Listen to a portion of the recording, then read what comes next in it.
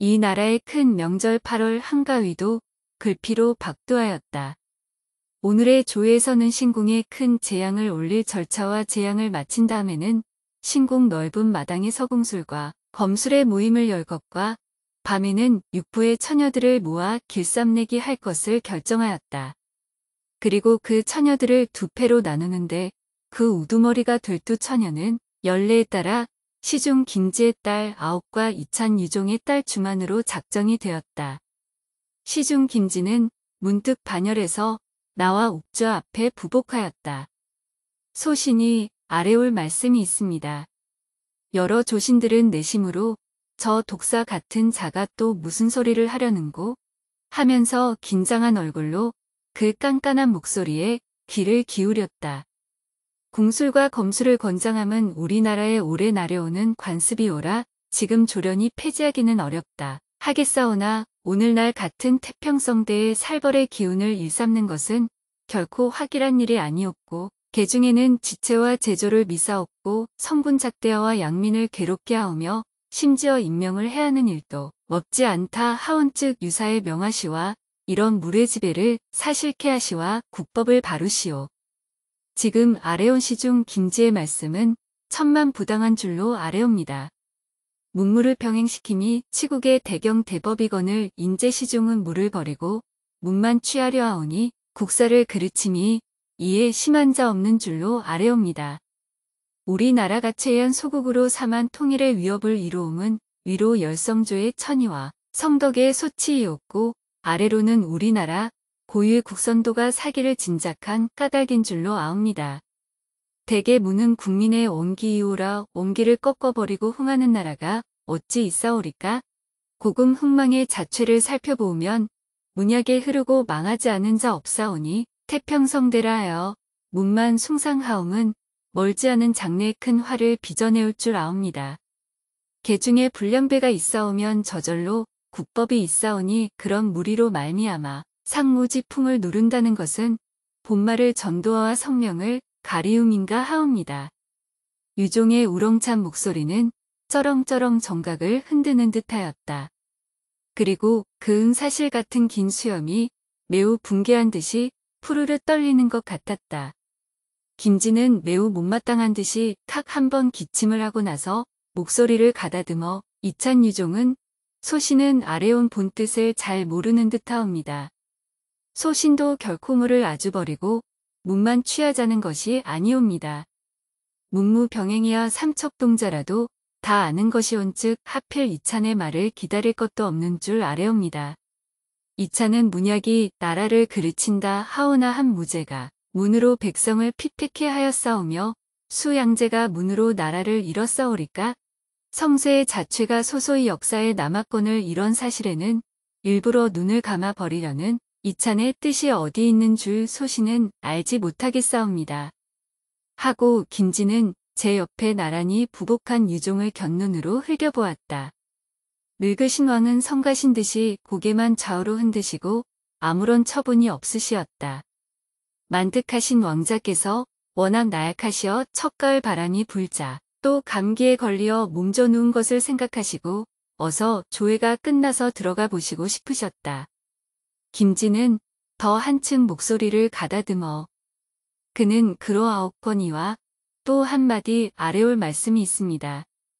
이것도 상무지풍에서 오는 폐단인 줄 아옵거니와 근래 남녀의 풍기가 어지러워진 것은 참으로 통타나올 일로 아래옵니다.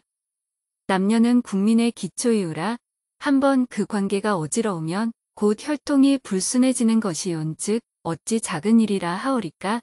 7세의 남녀부동석이라는 뚜렷한 성운이 있사옵거늘 신규의 처녀가 예사로 외간 남자를 대하옵고 상민천한의 자녀야 거론할 것이 못되옵지만 한나라의 사표가 되올 집안의 딸이 제 지체도 돌아보지 않사옵고 하양천한을 따른다는 해괴한 소문이 한간. 약삭 빠르고 슬기롭기 늙은 여우와 같은 그도 오늘따라 왜 그런 주착 없는 말씀을 하려여 필경왕의 미타하심까지 입었을까?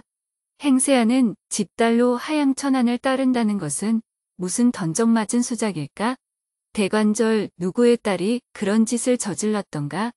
딸 없는 이는 번쩍이는 호기심을 걷잡지 못하였고 딸 있는 이는 혹시 내 딸이 하고 송구스러운 생각을 일으키고 집에 돌아가면 국문을 다 나와서 수레에 오르려다가 말고 역시 수레에 오르려는 유종의 곁으로 왔다. 여보 이찬, 오늘은 신신치도 않은 일로 서로 다투게 되어 어심에 미안하구려. 내야 무슨 이찬과 혐의가 있는 게 아니고 저는 푸노라고 하는 말인지 모르지만은 실룩실룩 떠는 그 입술은 감추지를 못하였다. 김시중, 그게 무슨 말씀이요?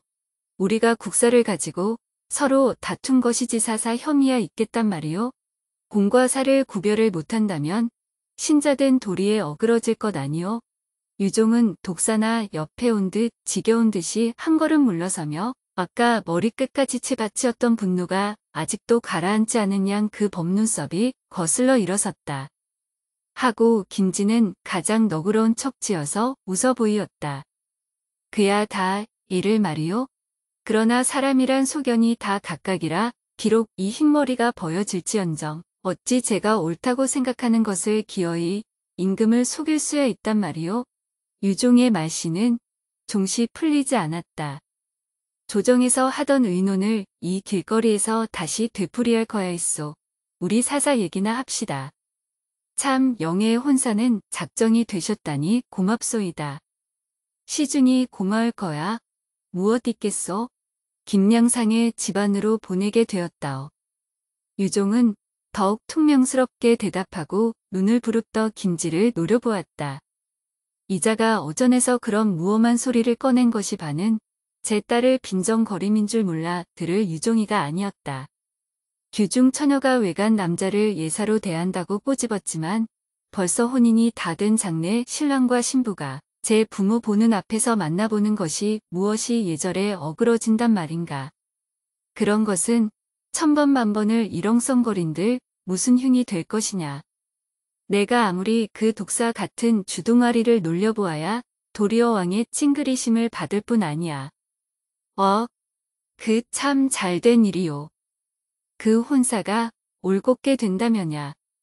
김지의 입술에는 찬 웃음이 흘렀다. 날짜까지 다 정해놓은 혼사가 올곧게 안 된다는 것은 또 어떻게 하시는 말인지. 유종은 나이가 젊었으면 허리에 찬 보도를 빼어들 뻔하였다. 이런 놈을 한 칼에 두 동강이를 내지 못하고 또 누구를 버릴 것이냐. 그러하시겠지.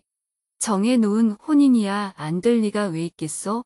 대관절 영예의 허락이나 맡으셨소? 김지의 말은 갈수록 버르장머리가 없었다. 허락을 맡다니 어찌하는 소리요? 유종의 화는 더 참을래야 참을 수가 없었다. 그러면 이찬은 아무것도 모르시는구려. 웬 세상이 다 아는 불국사 사단도 모르는구려. 불국사 사단? 유종은 무슨 소리인지 몰라 듣고 채쳐 물었다. 여보 이찬, 우리나라 법의 행실 잃은 계집애 처치를 어떻게 하는지 이찬도 아시겠지? 불에 태워 죽이는 거야.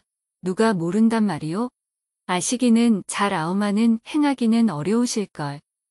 안 다음에야 왜 행하지를 못한단 말이오? 거언한 혐의로 시중이 끝내 우리 부녀를 뜯는다 해도 아무 상관이 없소이다.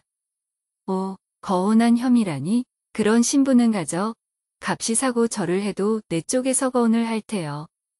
세상에 어디 사내가 없어서 하필 석수장이를. 유종은 김지의 말이 무슨 소리인지 점점 알아들을 수가 없었으나 웬일인지 차차 분함만 치받쳐 올랐다. 석수장이란 또 웬 말인고? 앞다. 그렇게 못 알아들으시겠거든 영예에게 좀 자세 물어보구려. 등하불명이란 이찬 같은 일을 두고 하는 말인가 보오. 141김지의 말씨는 갈수록 망상스러웠다. 그는 어떻게 분하고 악이 났던지 제지체와 채모도 돌아보지 않는 듯하였다. 평일에 억지로 지어서나마 빼던 점자는 가락조차 약에 쓰려도 찾을 수 없었다. 한마디 한마디마다 독한 칼날이 쟁그렁쟁그렁 소리를 내는 듯하였다. 불국사에서 경신에게 혼뜸을 한 김성은 분풀이를 할 궁리를 생각다가 못한 끝에 앞뒤 사연을 제 아비에게 꼬아바치고 말았다. 제 쪽에서 수십 명이 떼를 지어 지쳐 들어갔다가 경신과 용돌단 두 사람에게 혼비백산하였거늘 제 앞이 앞이라도 창피하였던지 그 사실만은 슬쩍 뒤집어 꾸미어 제가 수많은 경신의 패에 붙들려 죽을 편을 당하였다고 호소하였다. 유종에게 혼인 거절당한 것만 해도 치가 떨릴 노릇이거늘 그 소위 사윗가로 작정한 위인에게 제 자식이 봉변까지 당하였다는 말을 듣고 봄에 김진은 왼몸에 독이 올라서 어젯밤에 잠 한잠을 이루지 못하고 그대로 밝히었던 것이다. 유종 부녀와 경신 형제를 갈아 마시어도 시원치 않을 것 같았다. 갖은 흉계를 궁리궁리하며 손톱 여물을 썰다가 조회가 거의 끝날 때쯤 되어 앞뒤를 헤아리지 않고 필경 그런 상주까지 한 것이었다.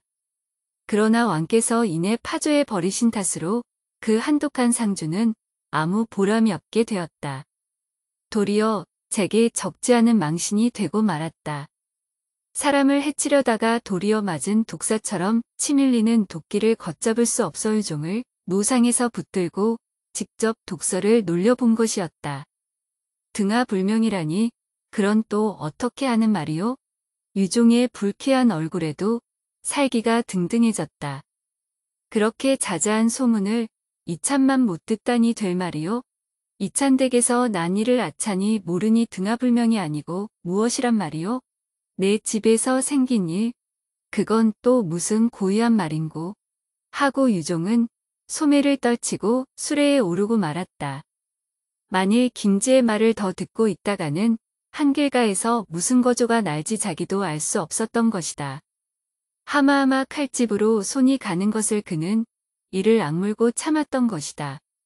이찬도 잘 생각하셨소. 어서 댁에나 가서 물어보구려.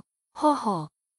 김지는 싸늘하게 웃으며 제 수레로 가려다가 다시 돌쳐서서 참 이찬 사윗감을 썩 잘 고르셨더군. 무례배들과 몰려다니며 아닌 밤중에 문문한 절간에나 엄습해서 토식이나 하고 제 장내 계집에 서방을 알뜰살뜰히 두둔을 하니 원 세상에 헐게 없는 놈, 어허허. 김지의 꼴 같지 않은 큰 웃음소리가 마치 독 묻은 살촉과 같이 유종의 귀에 와서 들어박히었다. 수레에 오른 뒤에도 유종의 몸은 부들부들 떨리었다. 김지에 대한 미운 생각으로 그 늙은 살도 떨리는 것이었다. 될 말인가, 될 말인가. 유종은 혼자 중얼거리었다. 제가 아무리 우리 부녀를 모함한다 한들 터무니도 없는 소리가 성사가 될 까닭이 있느냐. 내 딸과 집안을 빗대놓고 상없는 상주까지 하였지만 아무리 한들 그런 어림없는 수작으로 성명을 가리울 수 있느냐. 우리 집안이 비록 고단하다 한들 인제 경신 형제가 있지 않으냐. 한번 경신을 생각하자 잔뜩 찌푸렸던 유종의 얼굴은 저절로 풀어졌다. 먼빛으로 보아도 천하영웅인 줄 알아보았지만은 정작 겪어보니 얼마를 더 씩씩하고 더 의젓하고 인정스러운지 몰랐다. 이렇듯 사내다운 사내를 사위로 맡게 된 것은 천우신조가 아닐 수 없었다. 이런 사위가 있는 다음에야 김지 따위야 10명 100명이 적이 된다 해도 조금도 두려울 것이 없었다. 경신에게 되면 김지의 아들 김성희쯤은 발 아래 꿈지럭거리는 벌레만도 못하였다. 한두 번 상면밖에 시키지 않았지만 저희끼리도 그리 싫지는 않은 눈치였다. 주만이 같은 기상에 조금이라도 마음에 못마땅할 것 같으면 그대로 낯빛에 드러낼 것 아니냐. 경신이 떠날 때에도 저희끼리도 인사를 주고받으며 얼마 아닌 그 동안이나마 못내 이별을 아끼는 듯도 하였다. 이 혼인이 올곧게 못 된다면 동해 물이 거꾸로 흐르는 날이리라. 유종은 미쁘고 든든한 생각에 김지의 칼날 같은 빈정거림도 잠깐 잊어버리었다. 그의 늙은 눈앞에는 대화와 아금의 화롯에 큰 낭자를 하고 아름다운 신부 모양을 차린 주망과 공작의 꼬리를 꼽고 복두와 관대의 신랑의 위의를 갖춘 경신이 금실 좋게 나란히 서 있는 모양이 떠나왔다. 142유종은 물론 김지의 말을 믿지 않았다. 불국사 사단이니 석수장이니 장내 아내의 서방이니 실행한 처녀는 불에 태워 죽이는 법이니 하는 것이 도무지 알아들을 수도 없는 소리요. 괜히 한 수수께끼 같았으나 그 모질고 독한 말씨가 납덩이처럼 그의 뒤 밑바닥에 꺼림칙하게 처지었다. 사초 부인은 남편의 불쾌한 안색을 보고 놀라는 빛으로 신관이 갑자기 틀리셨으니 어디 편치나 않으시온지? 아니요. 뭐 불편한 데는 없지만은 좀 상심되는 일이 있어서 그러한가 보오. 무슨 상심되시는 일이 있사온지? 유종은 조정에서 일어난 일은 한마디라도 집안에 와서 이렁썽거리는 성미가 아니었으나 오늘 일은 딸에 관한 일이라 간단하게 김지에 아뢰던 말과 길거리에서 자기를 잡고 이러쿵저러쿵 변죽을 올리던 이야기를 일러 듣기였다. 망측도 해라. 그게 무슨 얼토당토하는 소리예요? 거혼당한 앙심으로 지어낸 것이겠지만 어쩌면 남의 천금 같은 귀한 딸에게 그런 음해를 뒤집어 씌운단 말씀이에요. 어규 보내라. 사초 부인은 대번에 소름이 끼치고 위아래 이빨이 딱딱 마주치었다. 제가 아무리 악독한 마음을 품고 우리를 해치려 하지만은 내 딸에게 그런 일이 없는 다음에야 무슨 개관이 있겠소마는. 없고 말고 온 세상에 그런 고약한 소리가.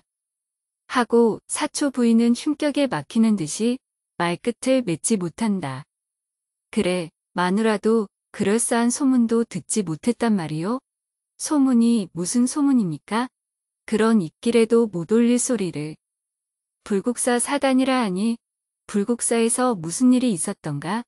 왜 마누라는 아들 발언한다고 이따금 불국사에 가지 않소?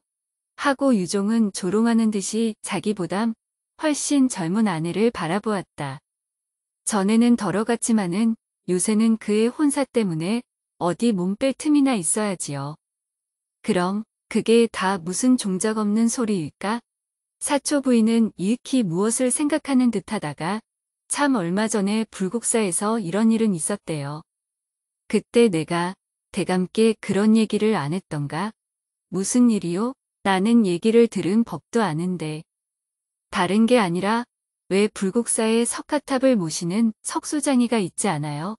옳지, 석수장이. 하고 유종은 무엇이 마음에 맞히는 것이 있는 것처럼 무릎을 일으켜 세운다.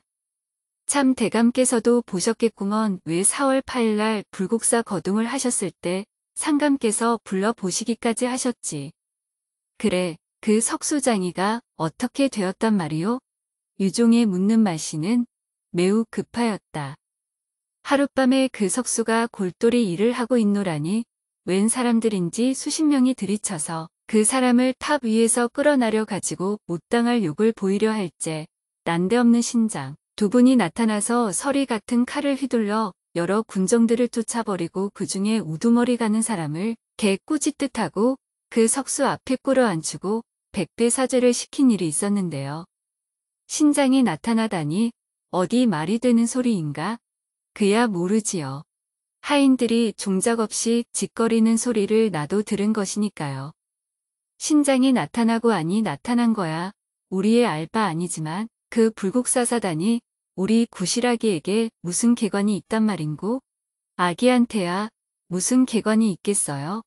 대관절 그 여러 사람들은 무슨 원념으로 그 석수장이를 들이쳤을까? 글쎄요, 그 까닭은 자세히 알 수 없지요. 아무튼 구실아기를 좀 불러다가 물어볼까? 물어보시기는 무엇을 물어보셔요.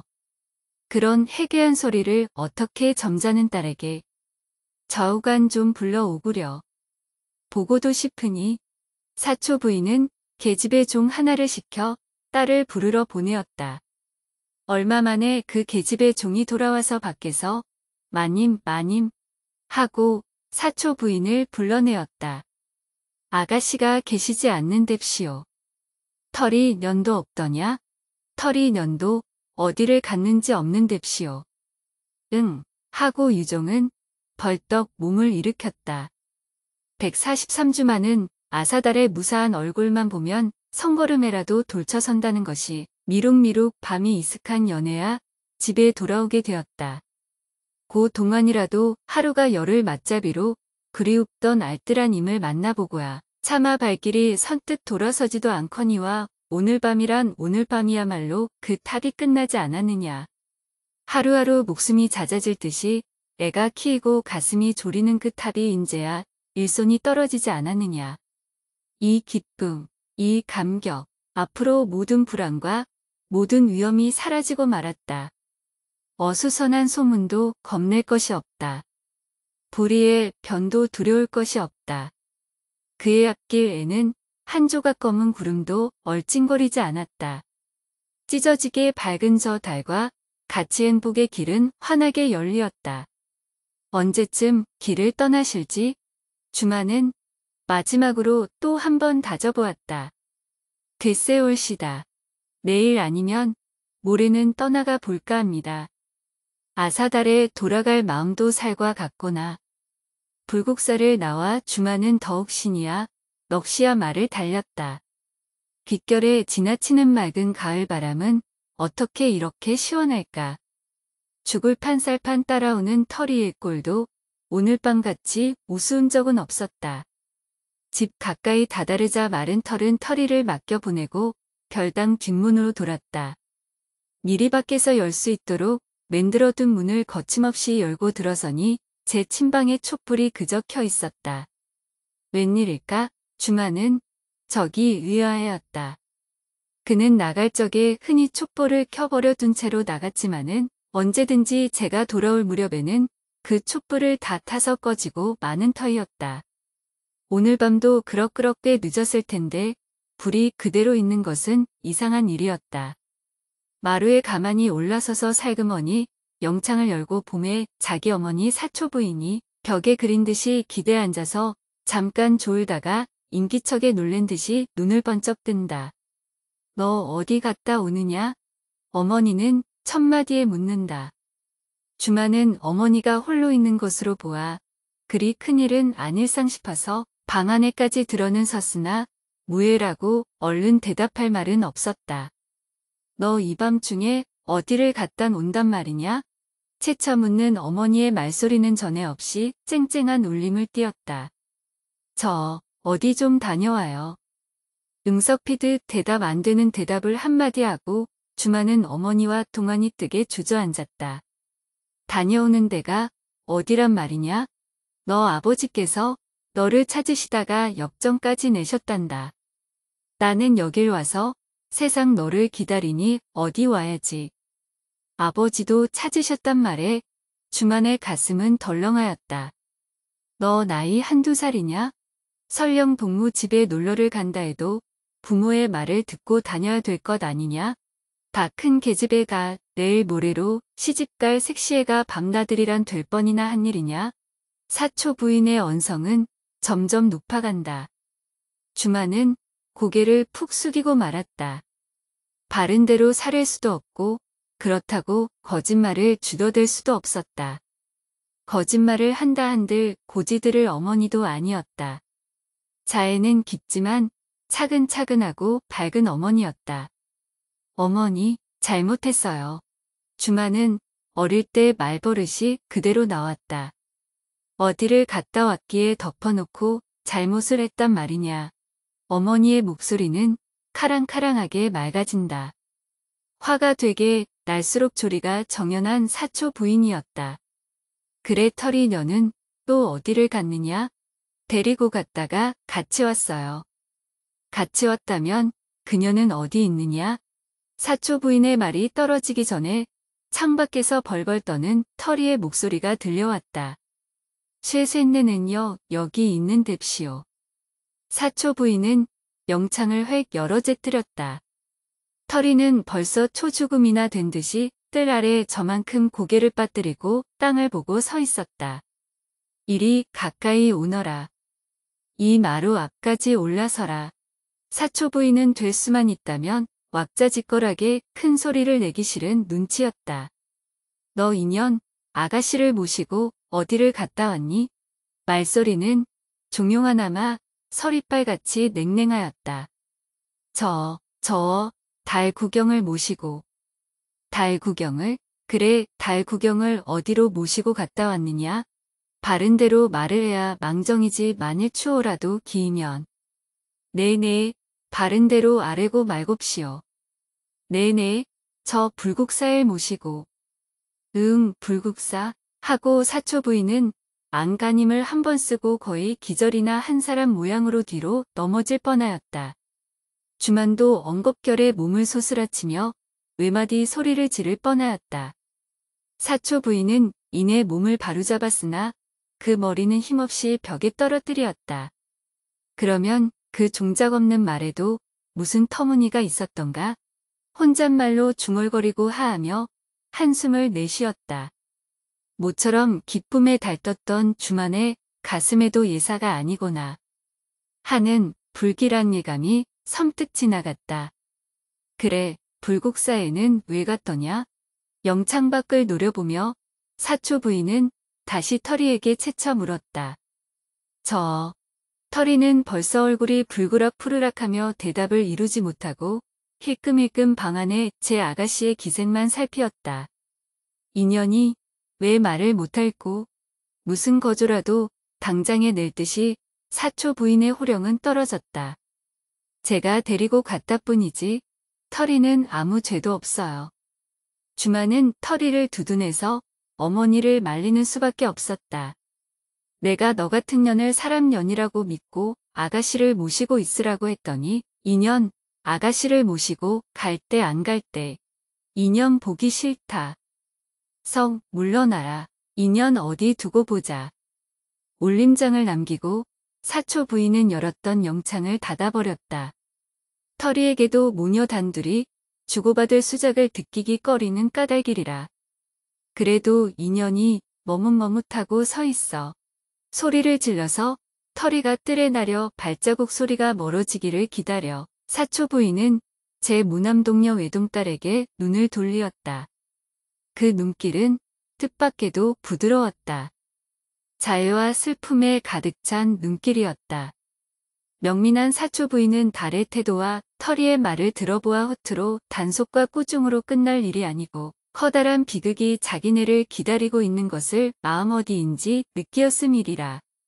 주만은 그 부드러운 눈길이 성난 회초리보담 더 송구스러웠다. 그는 몸둘 곳을 모르고 숙인 고개는 거의거의 방바닥에 닿게 되었다. 어머니는 아무 말 없이 한동안 주만의 얼굴을 바라보다가 아가, 구실아가, 불국사에는 왜 갔더냐? 그 자세한 내력을 이 어미에게 알려다오. 그 목소리는 어느 결인지 눈물에 젖었다. 주만은 가슴이 찌르르해지며 대번에 눈물이 쏟아질 듯하였다. 차라리 역정이나 내시고 펄펄 뛰기나 하셨다면 이 불효한 딸자식을 불체 쪽으로 봐수어 내기나 하셨으면 이런 어머니를 어이 속이랴 기이랴. 그러나 이 말씀을 어떻게 여쭐 것인가. 일점혈육이란 오직 나 하나뿐이거늘 어떻게 어버이를 버리고 멀리 달아나겠다는 말씀을 아랠 것인가. 끝끝내 이 어미를 기일 터냐? 주만은 그대로 푹 엎어져서 어린애 모양으로 엉엉 소리를 내어 울었다. 아가, 갑갑하구나. 울지만 말고 말을 하려무나. 저는 죽을 죄를 졌습니다. 오늘부터라도 자식으로 아시지 말아 주십시오. 무슨 죄란 말이냐? 말을 해야 알지 않느냐? 어렴풋이 무슨 탈이 난 줄은 짐작이 갔으나마 자기의 불길한 짐작이 정작 들어맞고 보니 더욱 흉격이 막히었다. 사초 부인은 들을수록 철없는 애들의 불놀이에 가슴만 뜨끔뜨끔하였다. 세상에는 괴상한 변도 있고는 볼 일이다. 그 석수장이가 총각도 아니여 어엿한 아내가 있다는데 더욱아니 놀랄 수 없었다. 그이에게 부인이 열이 있고 스물이 있으면 어떠해요? 저는 그이의 아내가 되려는 건 아닙니다. 다만 그이가 없고는 저는 이 세상에 살 수가 없습니다. 그이의 곁이 아니고는 하루라도 안절부절을 못할 지경입니다. 저는 그이의 여제자가 되려고 합니다. 그이의 시중을 들고 그이의 제조를 배울 뿐입니다. 딸의 열에 뜬 잠꼬대 같은 넋두리를 어이없이 듣고 있던 사초 부인은 얼마를 주저하다가 마지막으로 한마디 물어보았다. 그러면 몸은 더럽히지 않았단 말이냐? 몸이야 왜 더럽혀요? 주만은 서슴지 않고 대답하였다. 사초 부인은 이 한마디에 한 금은밤 빛 같은 어둠 속에서 신락 같으나마한 가닥 희망의 줄을 발견한 듯이 반색을 하였다. 145달이 처녀의 순결을 잃어버리지 않았다는 말에 사초 부인은 새 기운을 얻었다. 아가, 구실아가, 이 어미 말을 듣거라. 듣자 하니 그 사람은 안에 있는 사람, 내 아무리 철부지라 한들 남의 첩 노릇이야 못할 것은 저기 생각만 해도 알 것이 아니냐? 내 생각에 그 사람의 여제자가 되면 고만이라 하지만은 남보기에야 어디 그러냐?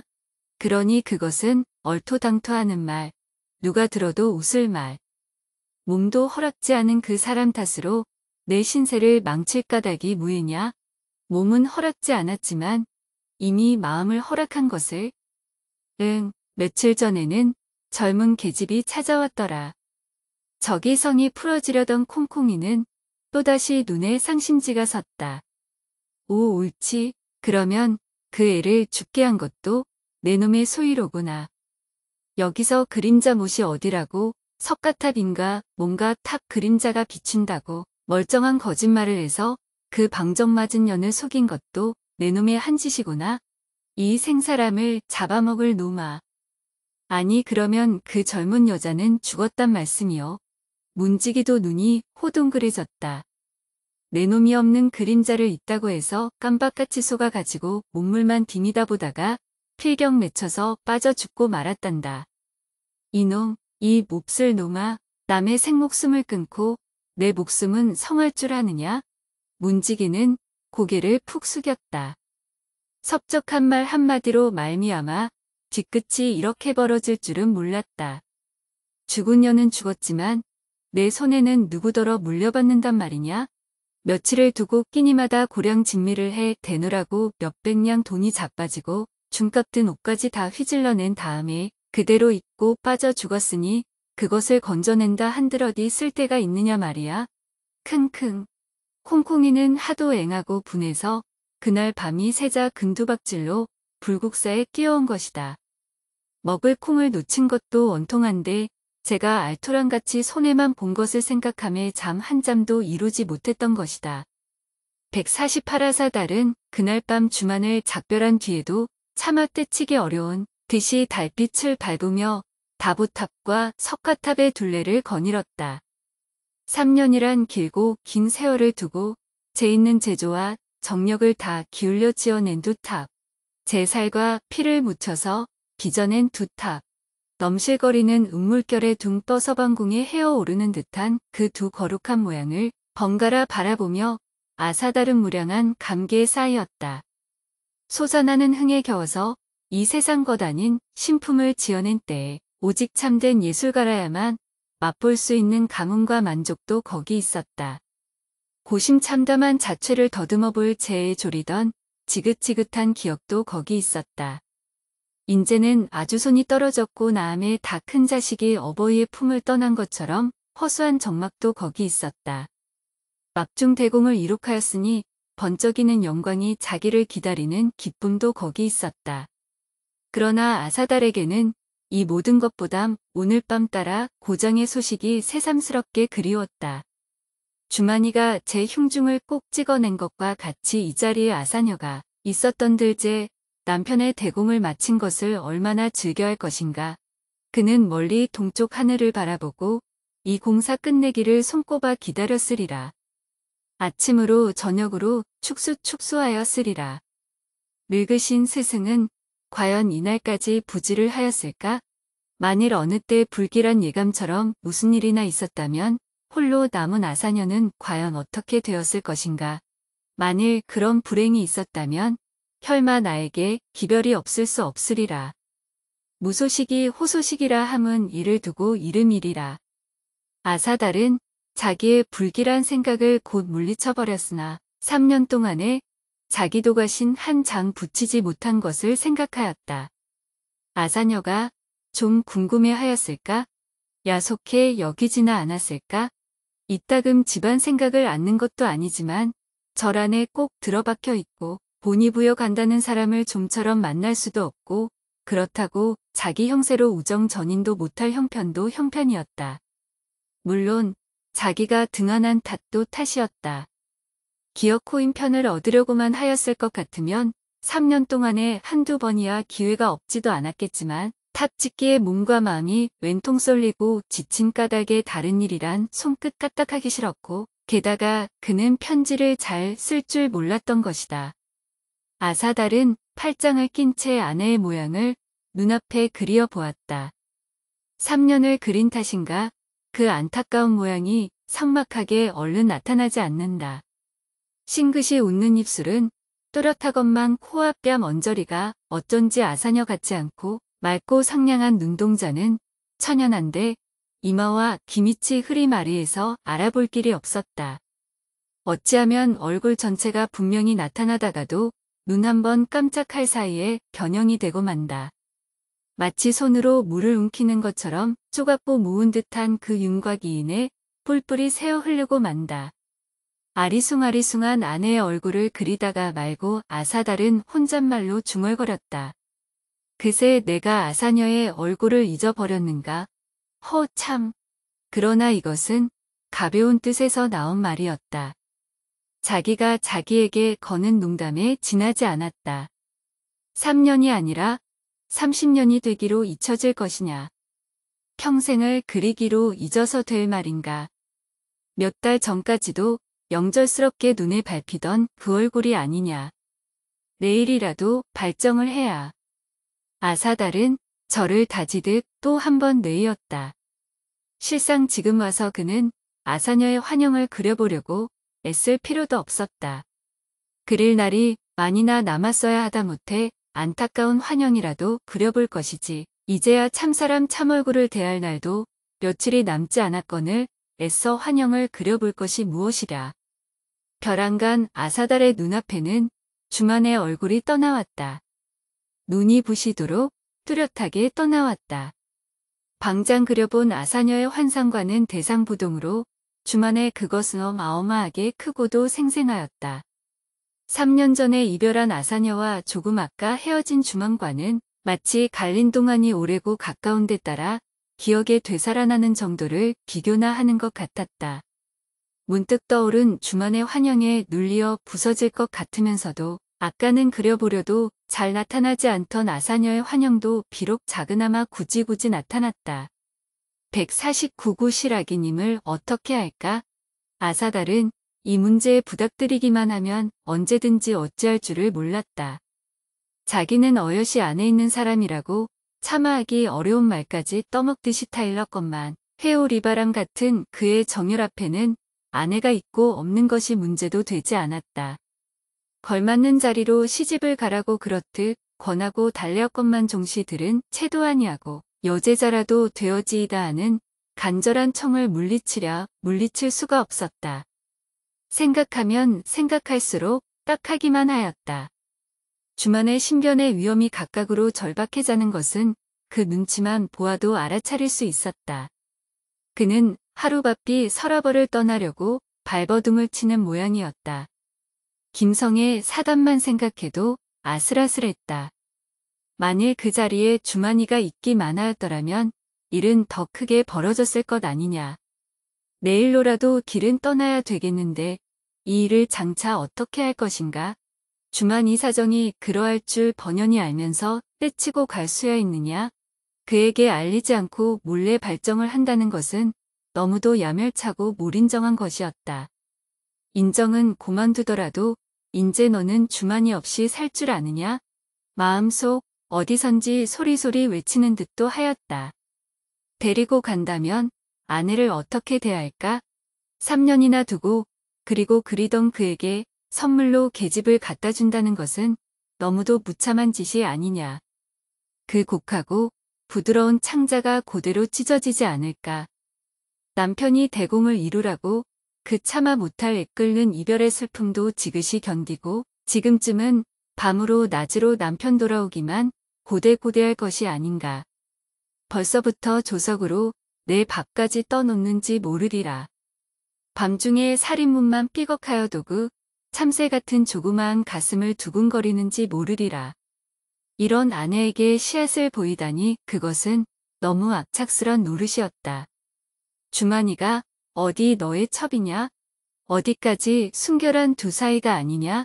그는 참다운 너의 요제자가 아니냐? 그는 그러하지만은 이런 줄을 누가 고지 들을 것이냐?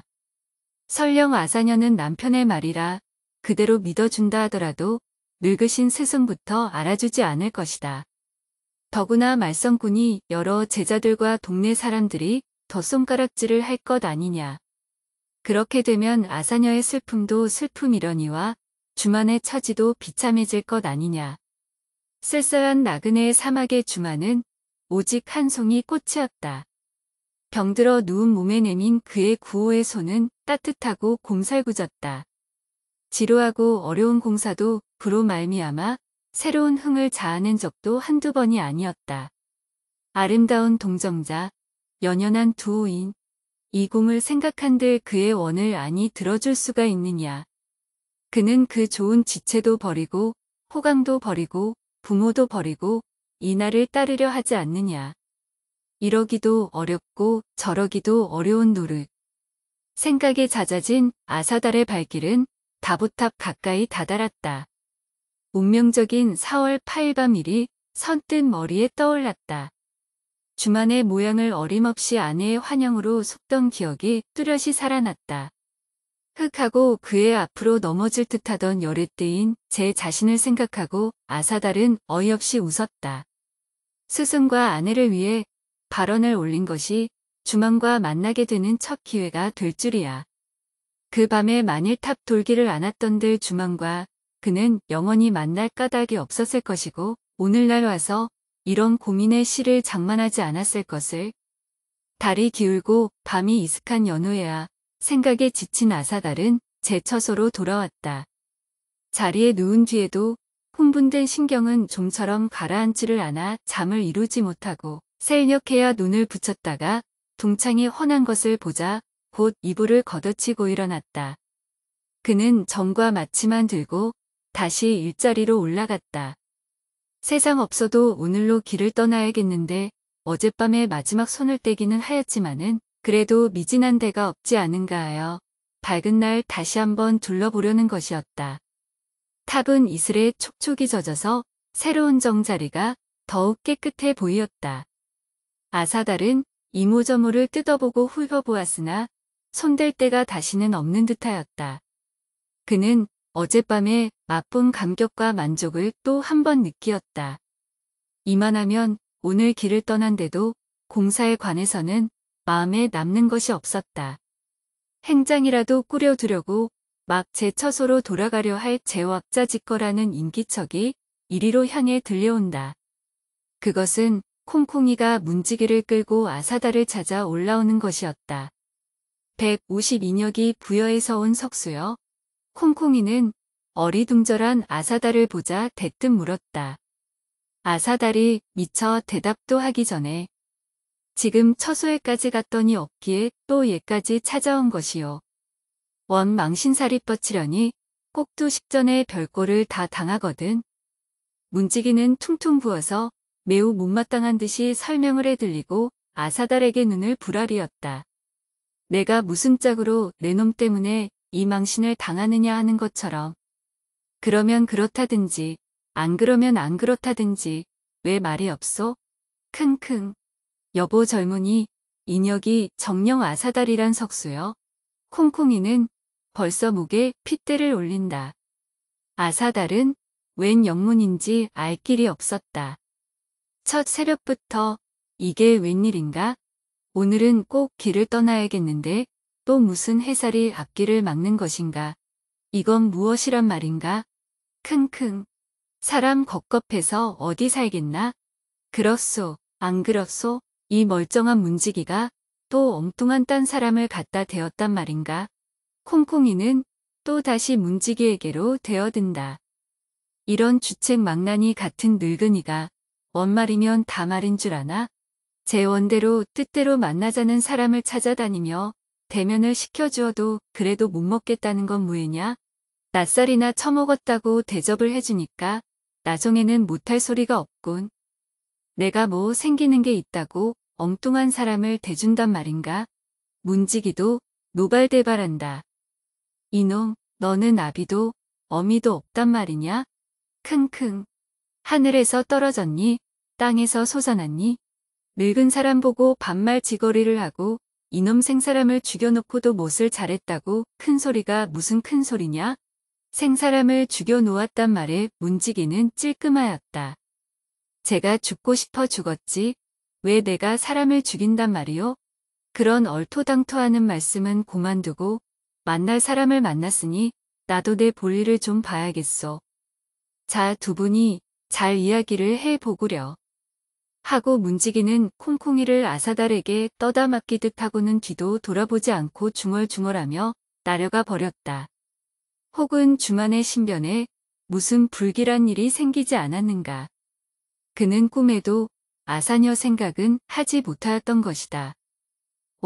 사람 답답해 못 견디겠네. 킁킁. 그래 인혁이 아사달이요? 콩콩이는 또 한 번 따지었다. 그렇습니다. 내가 분명 아사달입니다. 옳지, 옳아. 그렇게 말을 선선히 해주어야지. 킁킁. 그러면 아사녀가 인혁과 어떻게 돼요? 아사녀, 아사달은 외마디 소리를 치고 깜짝 놀래었다. 그렇게 놀래기부터 해서야 어딜 말을 하겠소? 킁킁. 대관절 아사녀가 인혁에게 못 되는 사람이요? 내 아내입니다. 어떻게 아사녀를 아십니까? 아사달은 허둥지둥 채쳐 물었다. 휘유. 콩콩이는 기막히다는 듯이 한숨을 길게 내쉬었다. 요 며칠 전에 아사녀가 이 불국사를 찾아왔더라오. 네, 그러면 아사녀가 서라벌에 왔단 말씀이요. 서라벌에 왔기에 일까지 찾아온 것 아니요? 그렇게 당황히 굴지 말고 차근차근히 내 말을 듣구려. 킁킁.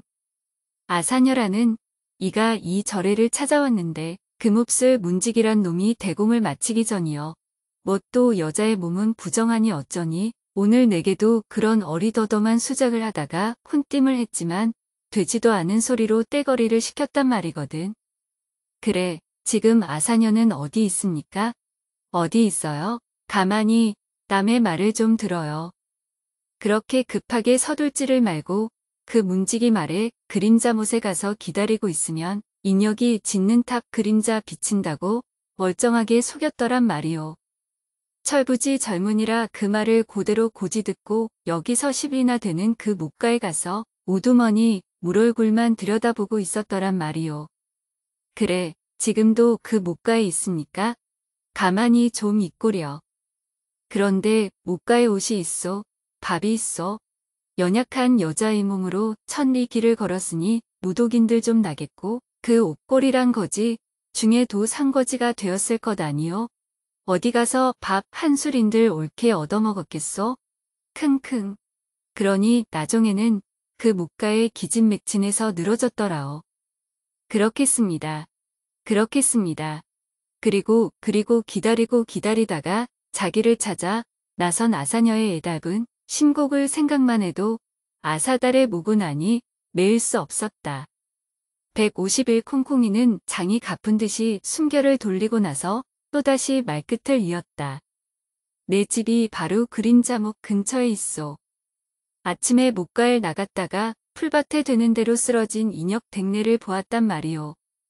나도 늙은이 혼자 손에 벌이하는 장남한 자식도 없고 근근히 강구한 살림을 해가는 터이니까 한 입이 어려운 형편이지만 그 꼴을 보고야 차마 인정간에 그양 둘 수야 있어. 킁킁.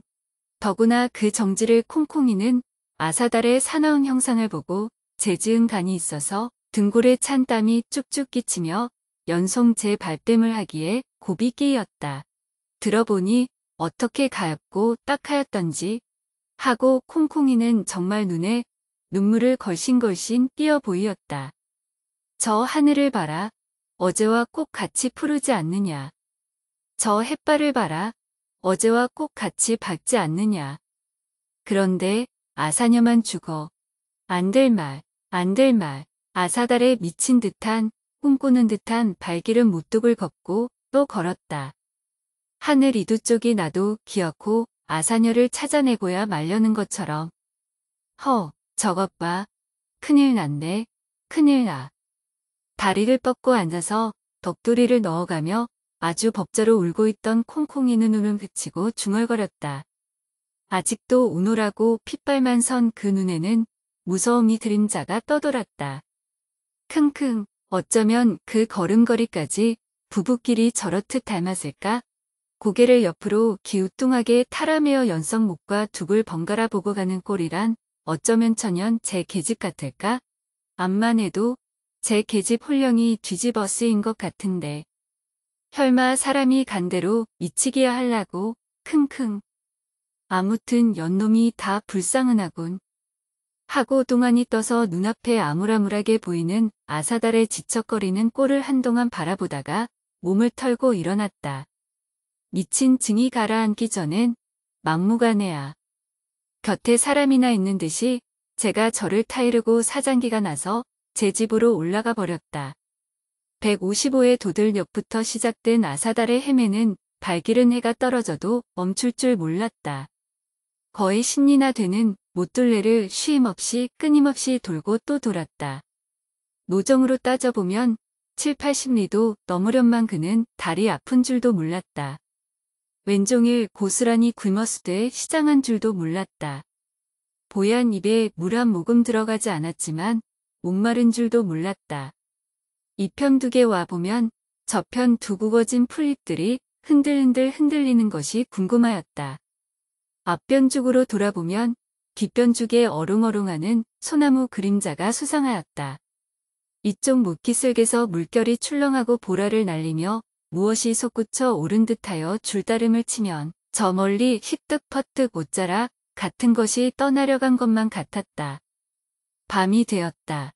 한가위 무렵의 밝은 달이 어젯밤과 같이 떠올랐다. 아무리 밝아도 달빛은 꿈결 같다. 한 바퀴, 두 바퀴, 아사달의 소매에 촉촉이 이슬이 나렸다. 그의 발길은 허청거린다. 그의 눈길도 허청거린다. 사르락사르락 치마 끄는 소리가 분명 등 뒤에서 났다. 그가 고개를 돌릴 겨들도 없이 게 있을 아사녀가 안개자락 모양으로 사라지기는 사라졌으되 그 사라진 자체가 아리숭아리숭 남은 듯하다. 아사녀, 아사달은 소리를 내어 가만히 불러보았다. 네, 있어요. 이게 보이지 않아요? 이게. 하면서 아사녀는 자기 가까운 그 어디서 손을 내저 보일 것만 같다. 숨소리를 죽이고 풀 속에 숨었을 것만 같다. 나무 뒤에 붙어 섰는지도 모른다. 아사녀, 아사녀, 아사달은 또 한 번 불러보았다. 은빛으로 번쩍이는 물꽃 사이로 아사녀가 상그레 웃는 얼굴을 나타낸 듯 싶었다. 아사녀, 아사녀, 허방지방 물속으로 뛰어들려는 순간 한 줄기 투명체 같은 아사녀는 쭈르르 물 위를 얼음 지치듯 하여 저 건너 능수버들의 늘어진 가지 속으로 사라진 것 같았다. 완연히 물 위에 아사녀의 발자국이 남은 양 물결은 그 자욱대로 패인 자리를 메우려는 것처럼 찰랑찰랑 구비를 치는데 그 늘어진 버들가지는 사람을 숨기느라고 휘영휘영한다. 아사녀, 아사녀, 아사달은 10번도 20번도 더 가본 거기를 쫓아가기에는 지친 듯이 건너다 보고만 불렀다. 아니나 다를까, 나 얘 있어요. 나직한 목소리가 실바람을 타고 건너온 순간 아사녀는 그 버드나무 밑둥을 기대고 뚜렷이 안타까운 모양을 나타내었다. 그 고개를 다소곳하고 있는 양이 마치 그들이 마지막으로 작별할 적 슬쩍 눈길만 오고 간 그때 그 모양과 꼭 같았다. 그러고 저 수영버들도 갈 데 없이 자기네 집 들어가는 모퉁이 개울가에 서 있는 그 수영버들과 같았다. 아사달은 지금까지 들고 다니던 마치와 정을 허리춤에 꽂고 그 수영버들을 향해 줄다름질을 쳤다. 막상 그늘어진 가지를 휘어잡았을 적엔 누렁누렁해진 그 좁다란 잎사귀를 뚫고 달빛만 유난스럽게 아사달의 눈시울 속으로 기어든다. 난 얘 있는데 왜 거길 가셔요? 눈을 돌리자 아사녀는 바로 물가에 외로이 서서 아사달을 바라보고 있지 않은가. 그 얼굴 찌는 자기가 아사녀의 얼굴을 보던 가운데 가장 의젓하고 가장 아름답고 가장 깨끗하고 가장 거룩하였다. 이번에야말로 명절스럽게 나타난 이 얼굴을 또 놓칠까 두려워하며 가만가만히 한 발자국 두 발자국 다가들어갔다. 이번이야말로 아사녀도 그린 듯이 서 있을 뿐 몸을 움직이지 않았다. 두 간, 한 간, 그들의 동안은 좁아들었다. 인제야 하고 아사달은 아사녀를 덥석 부둥켜 안았다. 그 순간 아사달의 불같이 뜨거운 뺨에는 차고 단단한 무엇이 선뜩하고 부딪혔다. 그것은 돌이었다. 몸집과 키가 천연 아시녀만한 돌이었다.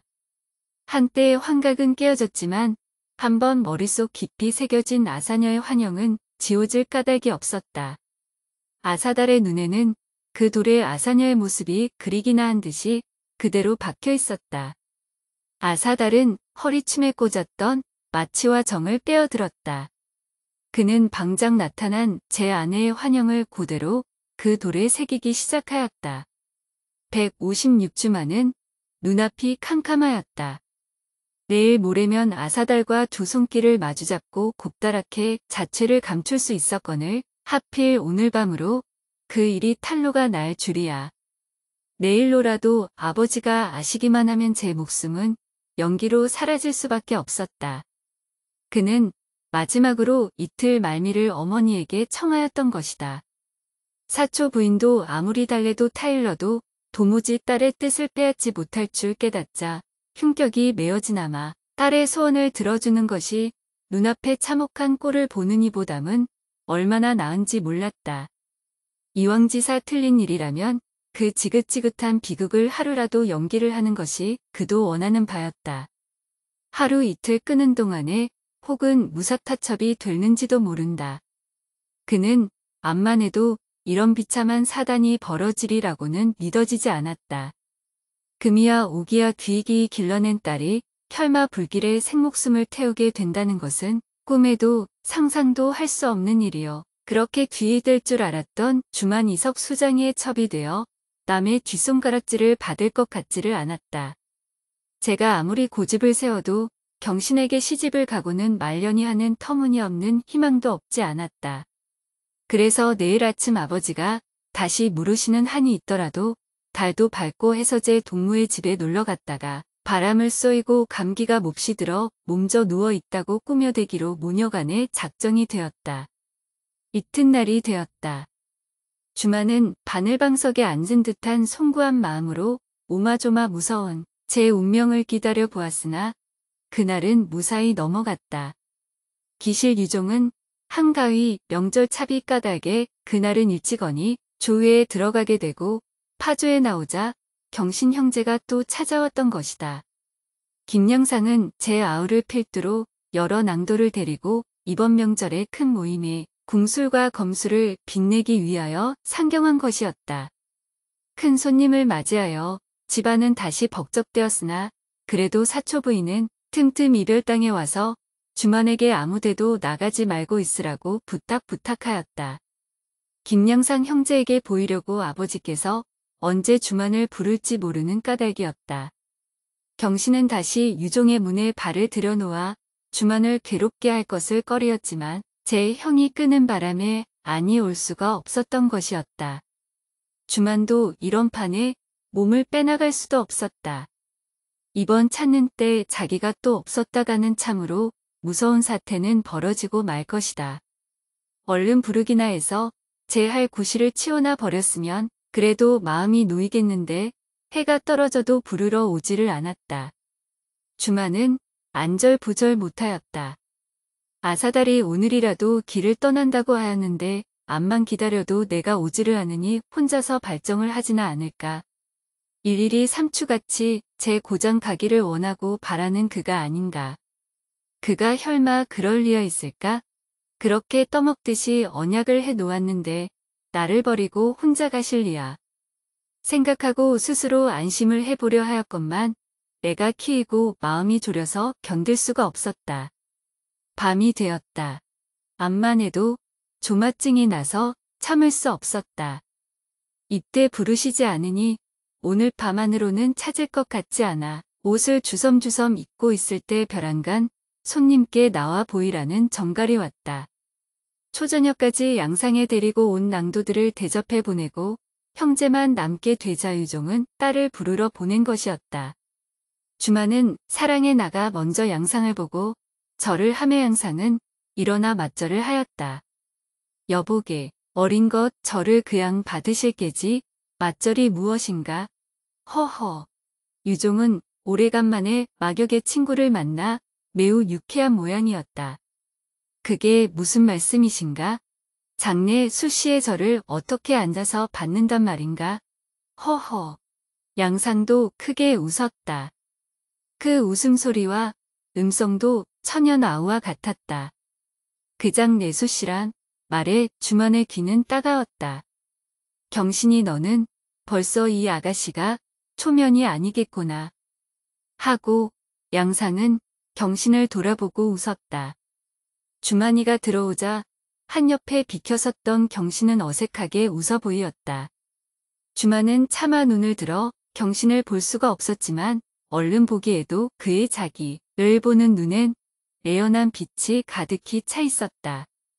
단 며칠 안 되는 사이에 몹시 파리해진 주만의 얼굴을 보고 그는 매우 놀란 까닭이다. 주만은 이내 몸을 일으켜 내빼 나왔지만 그 짧은 동안에도 그의 등은 흠뻑 젖었다. 그는 난생 처음으로 괴롭고 어색한 순간을 경험하였던 것이다. 경신 형제 앞을 물러나온 주만은 무서운 고역이나 치르고 난 것처럼 한동안은 몸과 마음이 얼얼하였다. 한번 불리어 갔다 왔으니 이 밤으로 또 찾지는 않으리란 생각이 들자 그는 부랴부랴 간단한 행장을 수습하였다. 해장이래야 옷 한 벌은 입고 가면 고만이여.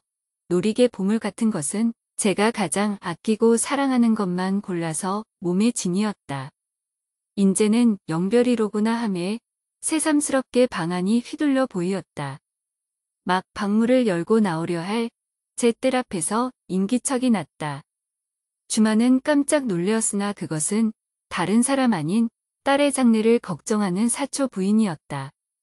주마는 한옆으로 이런 경우에 나타난 어머니가 한없이 민망하였으나 한옆으로는 인제 한번 떠나면 다시 못 배울 자정 깊으신 어머니를 배웠고 마음속으로 남아 작별을 여쭙게 되는 것이 한결 섭섭한 정을 풀어주는 듯도 하였다. 사초 부인은 나들이 옷을 입은 딸을 보고 질색을 하고 말리었다.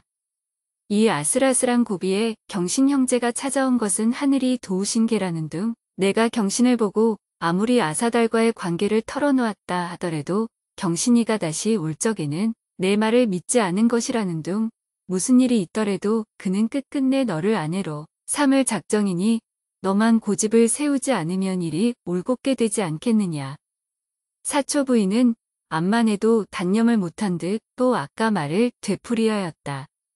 주마는 굳이 어머니의 말씀을 반대하지도 않았다. 지금 와서 반대를 하는 것도 새삼스러운 일이었다. 무남동녀 외동딸을 영구히 잃게 되는 어머니의 심정. 중언부언하는 어머니의 정곡을 생각하며 주만의 가슴은 쓰라리었다. 늙은 부모를 버리지 말라는 마지막 부탁엔 여무지게 마음을 먹은 주만에게도 쏟아지는 뜨거운 눈물을 걷잡기 어려웠다.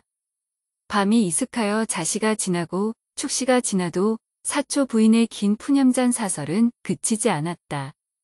듣기만 하고 있는 딸을 보고 사초 부인은 적이 안심이 된 듯 새벽녘에는 그대로 쓰러져서 고단한 잠에 떨어지고 말았다.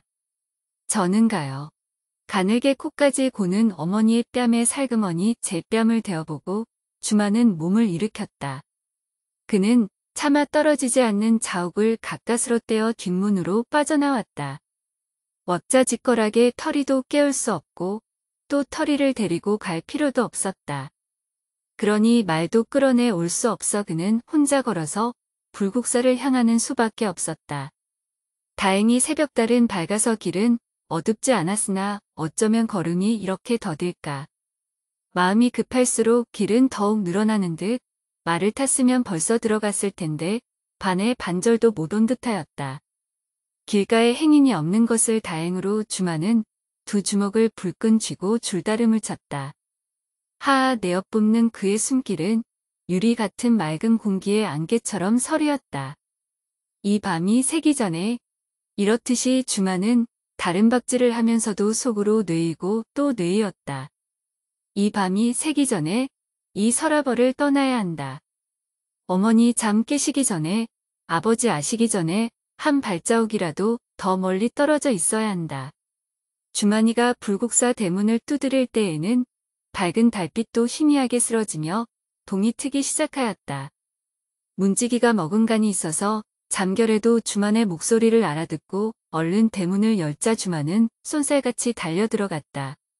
닫혀진 덧문을 두드리며 아사달님, 아사달님, 미리 불러서 선통을 하였건만 방 안에서는 아무 기척이 없었다. 아직 주무시나? 주만은 혼자 속살거리고 문을 덜컥 열었다. 아사달이 누워있을 자리에 아사달은 없고 비어있었다. 웬일일까? 주만의 가슴은 까닭없이 나르앉는다. 윗목에서 자던 차돌이가 인기척에 놀라 일어났다. 아사달님이 어디 가셨느냐? 주만은 급하게 물었다. 모르겠어요.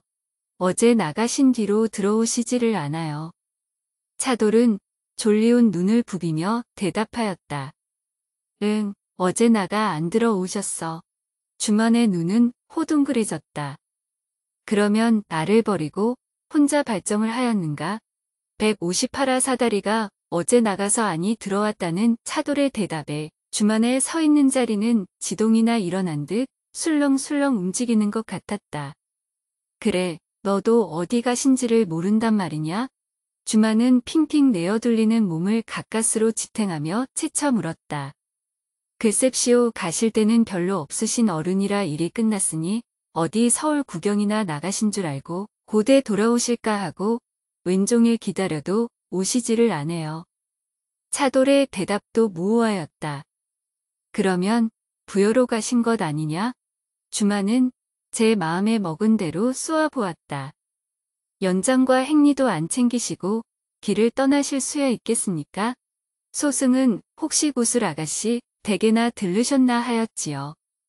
제 아무리 똑똑하고 영리하다 해도 아이는 아이다. 이런 어림없는 수작이 또 어디 있을까? 그가 우리 집을 찾을 수 있는 형편이라면 작기나 좋을까? 암만 해도 혼자 발정을 한 게로구나. 내가 굳이 따라가겠다고 하니까 행장도 꾸리지 않고 아무도 몰래 슬그머니 길을 떠나버린 게로구나.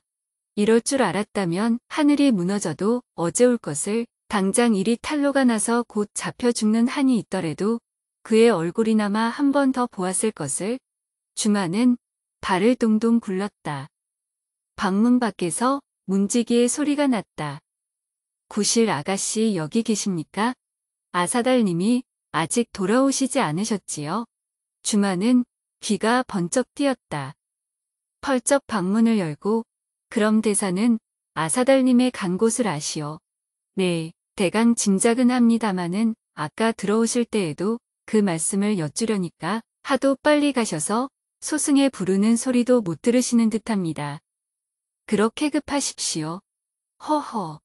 남은 속이 졸여서 죽겠는데 문지기는 능글능글하게 웃는다. 아사달님이 어디로 가셨소? 빨리 말을 하오. 주만은 초조한 듯이 서둘렀다. 그 어른간대는 소승밖에 아는 이가 없지요. 문지기는 주만의 앞에서는 아사달을 깎듯이 위에 올렸다. 불국사 승려가 수백 명이 들끓지만 사람 들고 나는 거야 아는 놈이 누가 있단 말입니까? 첫째 그 어른을 모시고 있다는 이 차돌이란 놈도 그 어른이 가신 곳을 모르니.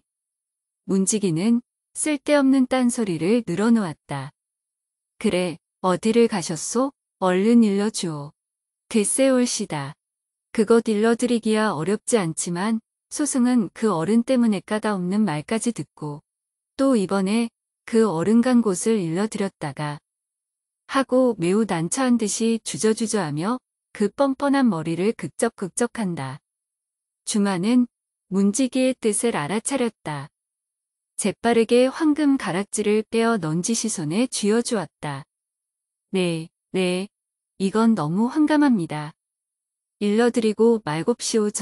그 어른은 그린자못으로 가셨습니다. 그린자못엔 왜 가셨을까? 그 까닭은 소승도 잘 모릅니다. 문지기는 아사달의 아내가 찾아왔다가 그 못에 빠져 죽었단 말은 참아하기 어려웠다.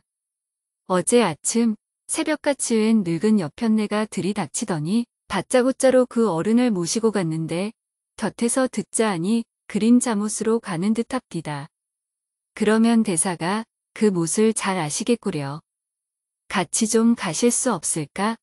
소승이 모시고 가도 좋지만 저 차돌이란 놈도 길을 잘합니다. 저 애를 때리고 가시지요. 문지기는 딱장대 콩콩이를 또 만날까 겁이 나서 혼문이를 빼었다. 주마는 차돌을 재촉하여 부랴부랴 그린자못으로 달리었다. 목가가 워낙 휘넓어서 한눈 안에 거둘 수도 없거니와 셀녘과 아침의 어림을 뒤덮는 젖빛 안개가 보얗게 끼어 얼른 아사달의 모양이 띄지 않았다. 어디 여기 계신가? 주마는 차돌을 돌아보았다.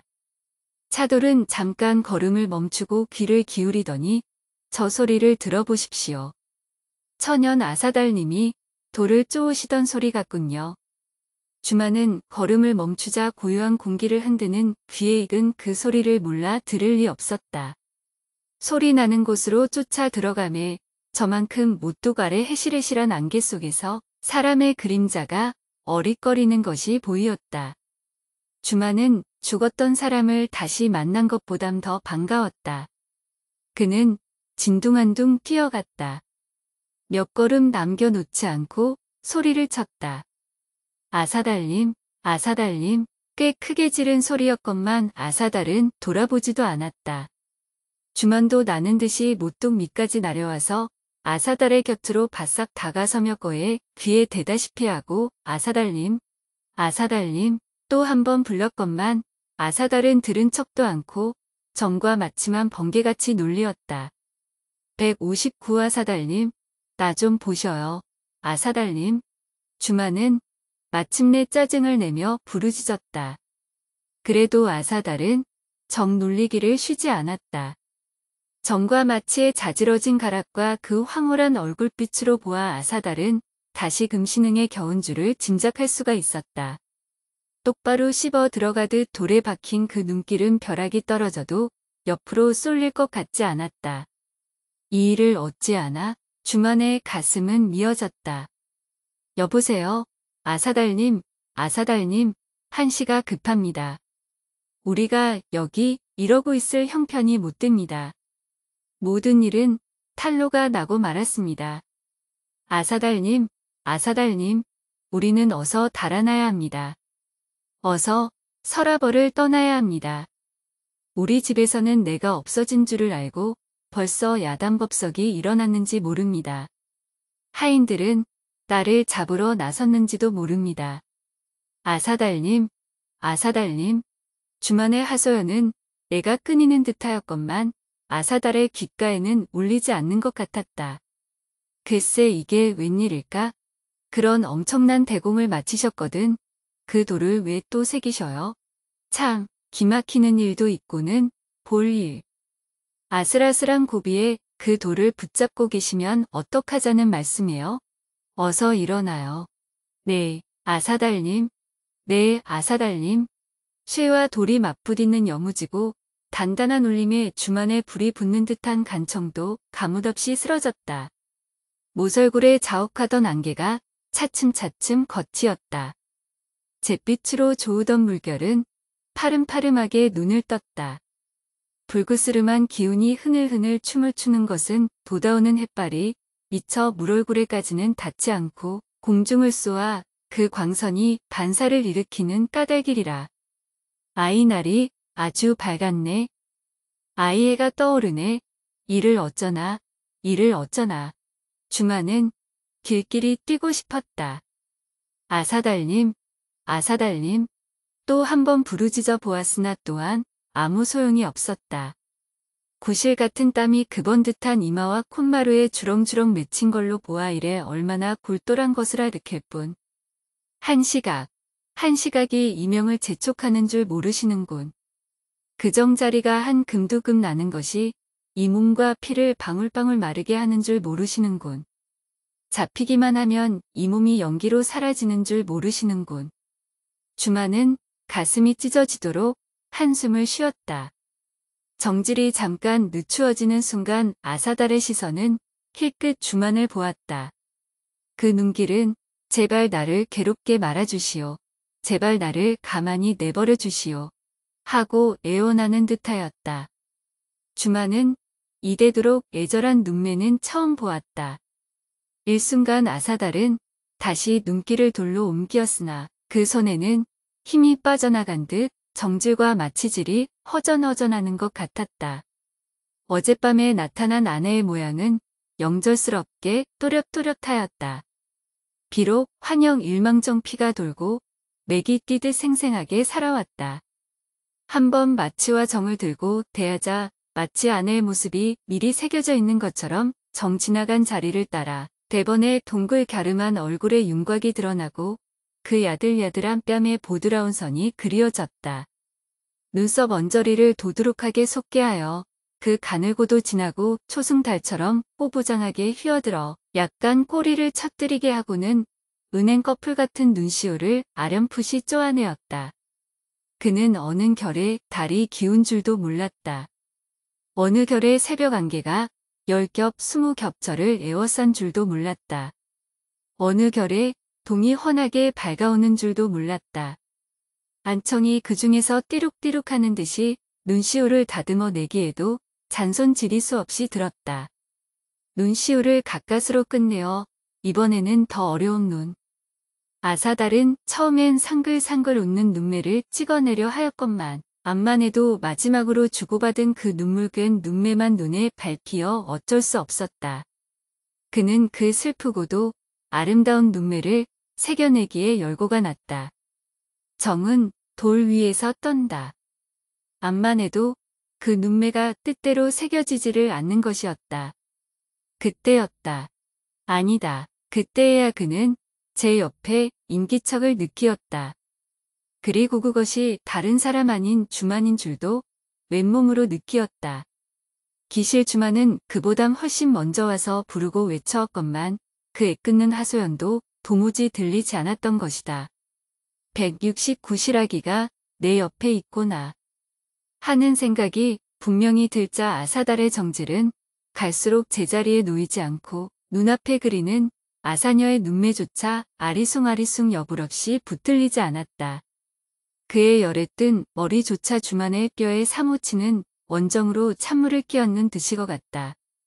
그는 이 쨍쨍한 현실의 한순간 손길이 빗나가고 말았다.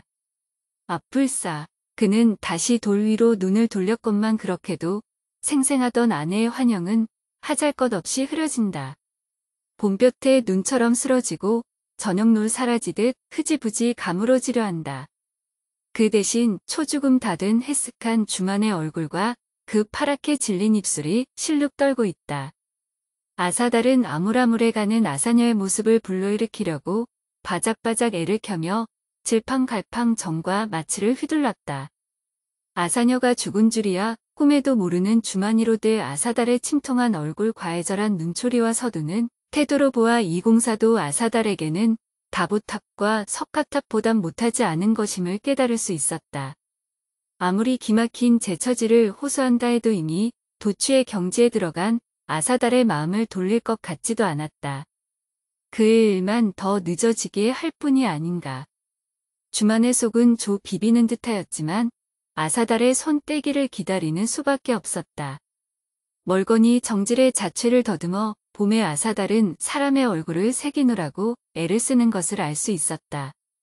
아침때가 겨웠다. 한낮이 되었다. 아사달의 손은 좀처럼 쉬어지지 않았다. 주만이가 제 등기에 멀지 않게 말굽 소리를 들은 듯 싶은 순간 아가씨, 아가씨, 구실 아가씨, 가쁘게 부르는 터리의 소리가 들려왔다. 주만이가 고개를 돌려보니 과연 터리가 죽을 상을 하고 말을 채쳐 오는 꼴이 보이었다. 무슨 일이 생겼구나 하고 주만의 가슴은 덜컥 나려앉았다. 주만이 마주 나오자 터리는 말에서 나려 종종 걸음을 쳤다. 아가씨, 아가씨, 큰일 났는뎁시오. 왜 여기 이러고 갭시오. 쇳내는 벌써 멀리 가신 줄 알고 허허실수로 불국사에 들렀더니 차돌의 말이 여기 계시다기로 이리로 오는 길있지요. 터리는 이마에 갠 진땀을 손으로 씻으며 그 동그란 눈을 더욱 호동그랗게 뜬다. 무슨 일이 생겼느냐? 주만은 오히려 태연히 물었다. 이거 참 큰일 났는뎁시오. 여기 이러고 계시다니 쇳내 뒤에는 곧 하인배들이 쫓아올 텐뎁시오. 왜 달아나지를 않으십시오. 네, 아가씨 지금이라도 어서 달아를 나십시오. 다 틀렸다. 어찌된 곡절이나 들려다오. 주만은 이미 단념하고 절마한 지 오래였다.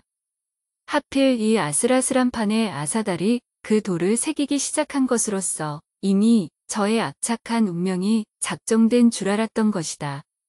오늘이 한가위, 신궁 앞에 검술과 궁술의 큰 모임이 열리고 경신서방님이 활쏘기와 칼겨룸을 하시는데 거기 구경을 가시자고 대감께서 아가씨를 찾으신 모양입시오.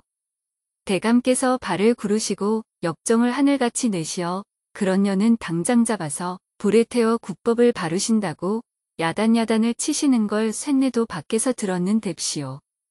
마님께서 밖으로 나오시더니 저를 넌지시 부르시어 너 빨리 불국사에 가서 아가씨가 계신가 안 계신가만 보고 만일 계시거든 빨리 달아나게 하라고 이르셨는데 아가씨는 여기 이러고 계시니 이 일을 장차 어떡해요 하고 터리는 입을 삐죽삐죽하며 눈물이 듣거니 맺거니 한다.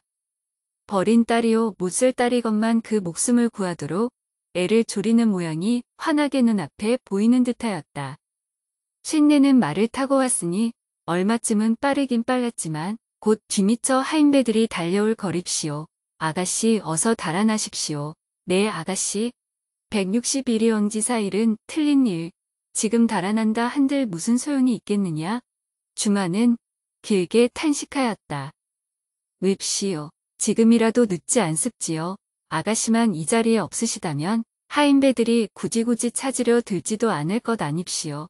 내 혼자 달아나서 이 구구한 목숨을 보전하면 무엇하랴. 아사달 서방님이 저기 계시지 않읍시오. 그 어른은 또 큰일을 시작하셨단다.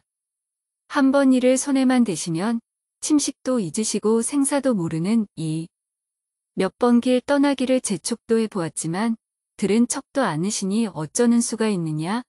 어규, 이를 어째. 터리는 펄쩍 뛰었다.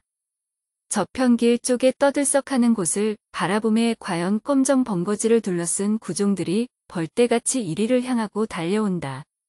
에구 아가씨, 저것들을 보십시오.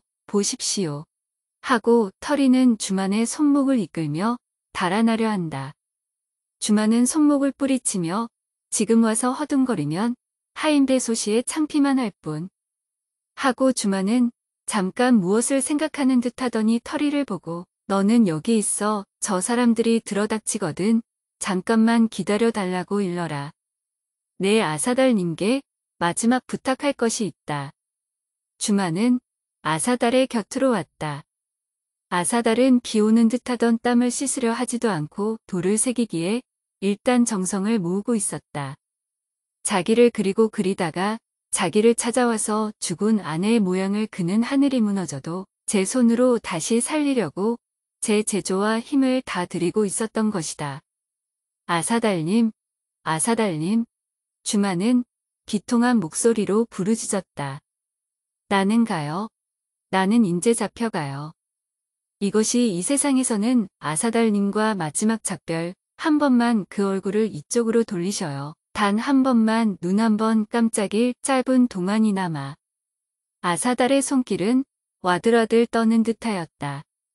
정은 돌 위에서 허청을 치고 미끄러진다. 네, 아사달님, 얼굴을 돌리셔요. 다시 한번 자세히 배울게. 이 가슴 속 깊이 새겨두게. 뜨거운 불길이 이 몸에 붙을 제도 그리운 그 얼굴을 눈앞에 그리면서 숨이 잦아지게. 그리고 또 마지막 부탁이 있어요. 아사달은 얼굴을 들었다. 정소리도 끊어졌다. 아이 고마워라. 아이 고마워라. 아사달님이 나를 보시네. 주마는 감격에 겨운 듯이 속살거리고 물끄러미 아사달의 얼굴에 이모저모를 샅샅이 아라리 뜯어보았다. 거의 넋을 잃은 듯이 흥껏 아사달의 얼굴을 들여다보고 나서 아사달님, 아사달님. 이만하면 아사달님 얼굴은 자세히 베었어요. 내 얼굴도 자세히 보아주셔요. 그리고 내 얼굴을 그 돌 위에 새겨주셔요. 이것이 나의 마지막 부탁. 네 아사달님, 들어주실 테지요? 왜 대답이 없으셔요? 왜 금세로 얼굴빛이 파랗게 질리셔요? 왜 뺨 언저리가 실룩실룩 떠십니까? 마지막 이별의 마지막 부탁. 혈마 아니 들어주실 리야 없겠지요? 이 몸, 이 모양이 아사달님의 손으로 그 돌 위에 새겨만 진다면, 다시 살아만 있다면 나는 죽어도 여한이 없어요. 네, 아사달님, 이 청이야 들어주실 테지요? 주만의 입김에서는 당김이 서려 흘렀다.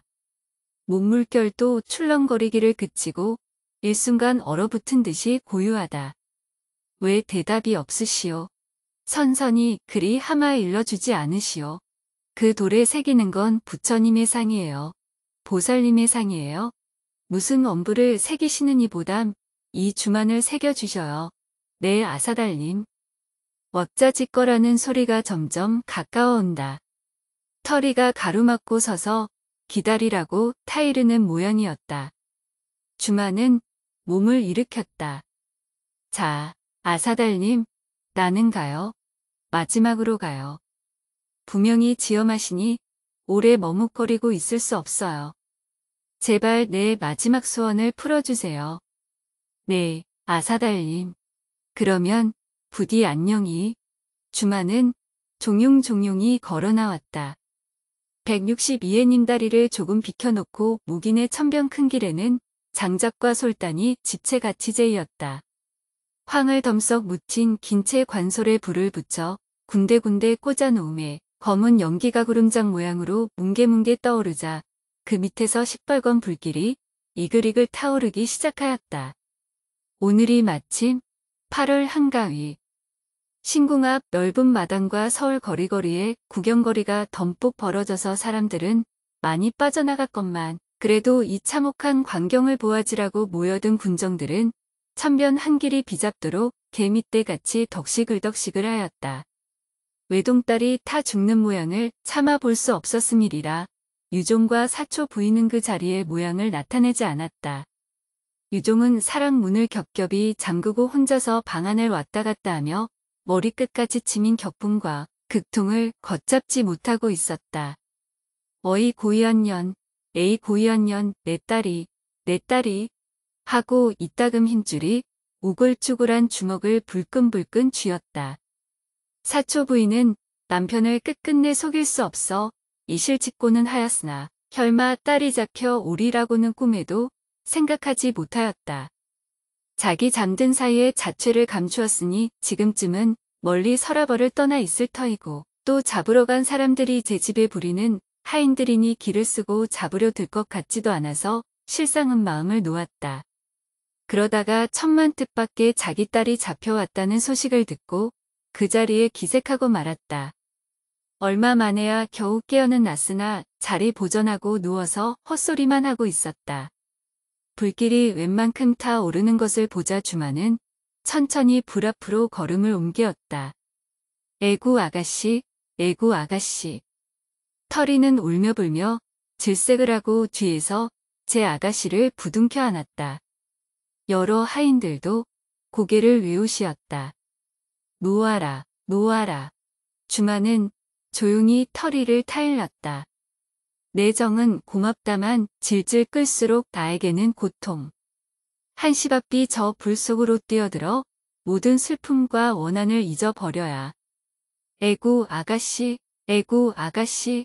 털이는 더욱 제 아가씨의 허리를 단단히 부여잡으며 울며 부르짖었다. 주만은 털이에게 안긴 채 한동안 그린 듯이 서 있다가 대감님과 마님께 못 배웠고 간다고 사례어라. 그리고 내 죽은 뒤에 타고 남은 재가 있거든. 그림자못 아사달님이 새기신 돌붙여 발 아래 묻어다고. 말을 마치기 전 여러 사람이 소리도 지를 겨를도 없이 주마는 불 속으로 나는 듯이 뛰어들었다. 애구구, 터리는 그대로 땅바닥에 넘어지며 울었다. 그때였다. 손살같이 말을 달겨오는 사람의 그림자가 연기 속으로 사라졌다. 그 사람은 말 위에서 그대로 껑충 몸을 날려 활활 타오르는 불길 속으로 뛰어드는 다음 순간엔 벌써 불덩이 다 된 주만의 몸을 두리쳐 엎고 선뜻 땅에 나려서는 모양이 보이었다. 땅 위에서 번개같이 주만의 옷에 붙은 불을 손으로 부벼 끄는 듯 하더니 주만을 업은 채 비호같이 달려가 버렸다. 모였던 군정들은 와글와글하였다. 그게 누구야, 누구야. 옆 사람의 옆구리를 꾹꾹 찌르며 이 벼랑간 나타난 용사의 근지를 알려고 하였다. 그러나 그 사람의 동작은 너무 빠르고 또 검은 연기가 부근 일대를 뒤덮었기 때문에 아무도 그 사람의 정체를 자세히 알아본 이는 없었다. 여럿의 시선이 말 닿는 곳으로 바라볼 때에는 벌써 그 사람의 모양은 까마아득하게 사라져버렸다. 이 바람결같이 나타났다가 바람결같이 사라진 인물은 과연 누구였던가? 하늘이 구하신 게다. 하늘이 구하신 거야. 아무리 법이 엄하기로 외동딸을 태워 죽이다니 말이 되나. 신명이 도우신 게지. 어여쁜 그 얼굴과 의젓한 그 태도만 보아도 기명행사할 리가 아니거든. 뭘 제 고운님이 와서 구해간 게지. 어쩌면 그렇게 대담하고 말을 잘 탈까? 아무튼 예사 사람은 아니야. 모였던 군정들도 악착한 꼴만 구경을 할 줄 알았다가 뜻밖의 좋은 구경 한 가지를 덤으로 더하게 된데 매우 만족한 모양으로 제각기 떠들며 헤어졌다. 163나는 범보담 더 날래게 불길 속에 뛰어들어 주만을 구해낸 이는 경신이었다. 오늘도 검술과 궁술 겨룸에 보기 좋게 장원을 하여 만사람의 칭찬을 받았으되 이 영광에 쌓인 자기를 보고 누구보담도 더 기뻐할 이찬 유종의 얼굴이 보이지 않는 것이 섭섭하고 궁금하였다. 무슨 까닭인가를 물어보니 이찬 유종이 제 실행한 딸을 태워 죽이는 것이란 말을 듣고 손살같이 뛰어든 것이었다.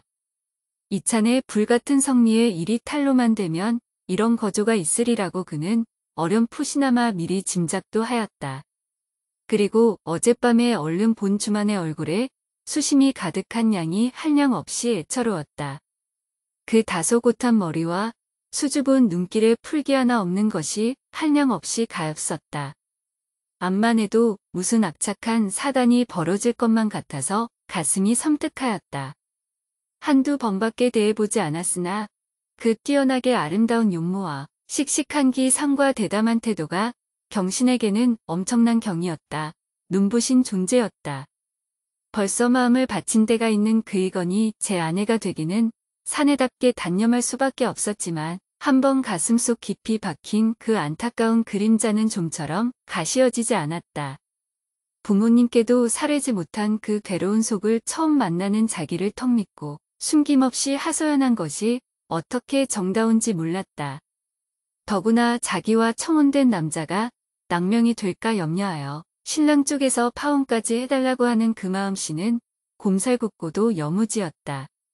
세상에도 희귀하고 열렬하고 비장한 주만의 사랑이 올곧게 열매를 맺기를 경신은 진정으로 축소하였건만 마치 친누이 동생과 같은 깨끗하고 애연한 정을 느끼었던 것이다. 이러한 주만이가 생목숨을 끊게 되었거늘 어찌 제 몸의 위험을 살필 수 있느냐, 제 채무를 돌아볼 수 있느냐. 경신은 들숨날숨 없이 복잡한 서울 거리를 헤어나와 개운포 한 길로 달리었다. 서울이 아득하게 멀어지고 인가가 없는 들판에 나온 뒤에야 경신은 턱에 닿은 숨을 돌리었다. 뒤를 돌아보아도 쫓아오는 사람도 없는 듯. 얼떨떨한 정신을 수습하자 첫째 머리에 떠오르기는 제 등에 엎인 주만이가 어찌 되었나 하는 염려였다. 팔과 고개가 제 어깨에 척 늘어져 힘없이 흔들흔들하는 것을 보면 그대로 혼절된 모양이었으나 촉촉하고 따스한 온기가 주만의 가슴 언저리로 붙어제 등에 베어 스며드는 것을 보면 아직 숨기는 남아있는 듯하였다. 경신은 혼자 속살거리고 또다시 말을 채쳐 자기가 서울 오름날인 길에 드는 주막을 찾아들었다. 종용한 방 하나를 치우고 주만을 들여다 눕히었다.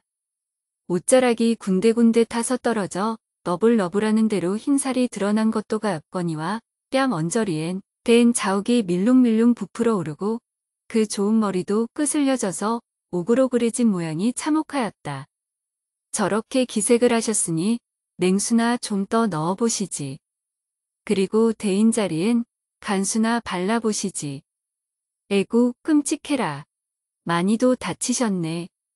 그래도 숨이 붙으신 게 천행이시군. 혼동된 주인 노파는 방에 따라 들어와 이부자리를 깔고 나서 제 아는 대로 구호 방법을 가르쳐 주었다. 다치신 것도 다치신 거지만 워낙 놀라셨을 테니 잠깐만 진정을 하시도록 하시지. 하고 노파는 나가버렸다. 떡 한 시로 쪄낼 동안이나 지냈으리라. 주만은 무엇을 찾는 듯이 손을 내저었다. 경신은 놀란 듯이 옆으로 다가들며 부르짖었다. 구실아기님, 구실아기님. 주만의 입술은 달싹달싹하였다. 분명히 무슨 말을 하는 모양이나 목이 소리보담도 더 가늘어서 알아들을 수가 없었다. 구실아기님, 구실아기님, 무슨 말씀이요? 무슨 말? 주만은 얼굴을 찡그리고 짜증을 내었다. 아이, 아사달님, 아이 아사달님은 그래도 못 알아들으셔요. 경신은 아사달이란 낱말은 분명히 알아들을 수 있었다. 그로 말미암아 아까운 청춘을 불 속에 장사할 뻔하고 숨이 부튼둥만둥한 이 생사관 두의 헛소리로도 제 사랑의 이름을 찾는 것을 보고 경신은 그 지긋지긋한 사랑의 진저리를 치면서도 새삼스럽게 고개가 숙여졌다. 그 돌에 내 얼굴을 새겨 주셔요. 네, 아사달님이 이 손에 그 돌을 만져 보여주셔요. 어디 나를 닮았나 안 닮았나 더듬어 보게. 아사달은 넋 이름 모양으로 주만에 돌아서 가는 양을 멀거니 바라보다가 손버릇같이 다시 정을 들기는 들었다. 그러나 어느 결엔지 아사녀의 환영은 깜박 사라져버렸다. 아까까지는 어렴풋이라도 짐작되던 그 흔적마저 놓치고 말았다. 아무리 눈을 닫고 돌얼굴을 들여다보았으나 눈매까지는 그럴싸하게 드러났지만은 그 아래로는 캄캄한 밤빛이 쌓인 듯 아득할 뿐. 돌을 들여다보면 볼수록 골머리만 부질없이 힝힝 내어 둘리었다. 그러자 문득 그 돌얼굴이 굼실굼실 움직이는 듯하며 주만의 얼굴이 부시도록 선명하게 살아났다. 마치 어젯밤의 아사녀의 환영 모양으로. 그 눈동자는 띠룩띠룩 애원하듯 원망하듯 자기를 쳐다보는 것 같다. 이 돌에 나를 새겨주세요. 네, 아사달님. 네, 마지막 청을 들어주세. 요. 그 입술은 달싹달싹 속살거리는 것 같다. 아사달은 정을 쥔 채로 머리를 털고 눈을 감았다. 돌 위에 나타난 주만의 모양은 그의 감은 눈시울 속으로 기어들어 오고야 말았다. 이 몇 달 동안 그와 지내던 가지가지 전경이 그림등 모양으로 어른어른 지나간다. 파일 탑돌이 할 때 맨 처음으로 마주치던 광경, 기절했다가 정신이 돌아날 제 코에 풍기던 야릇한 향기, 우레가 울고 악수가 쏟아질 적 불꽃을 날리는 듯한 그 뜨거운 입김들. 아사달은 고개를 또 한 번 흔들었다. 그제야 저 멀리 돈짝만한 아사녀의 초라한 자태가 아른거린다. 주만의 모양을 구름을 헤치고 둥둥 떠오르는 햇발과 같다 하면 아사녀는 셀녘의 하늘에 반짝이는 별만한 광채밖에 없었다. 물동이를 이고 치맛꼬리에 고 발간 손을 씻으며 바시시 웃는 모양, 이별하던 날밤 그린 듯이 도사리고 남편을 기다리던 안쯤 일부러 자는 척하던 그 가늘게 떨던 눈시울, 버드나무 그들에서 숨기던 눈물들. 아사녀와 주만의 환영도 흔들린다. 회술레를 돌리듯 핑핑 돌다가 소용돌이 치는 물결 속에서 조각조각 부서지는 달 그림자가 이내 한태로 합하듯이 두 환영은 마침내 하나로 어우러지고 말았다. 아사달의 캄캄하던 머릿속도 갑자기 환하게 밝아졌다. 하나로 녹아들어 버린 아사녀와 주만의 두 얼굴은 다시금 거룩한 부처님이 모양으로 변하였다. 아사달은 눈을 번쩍 떴다. 설레던 가슴이 가을 물같이 맑아지자 그 돌얼굴은 세 번째 제 원불로 변하였다.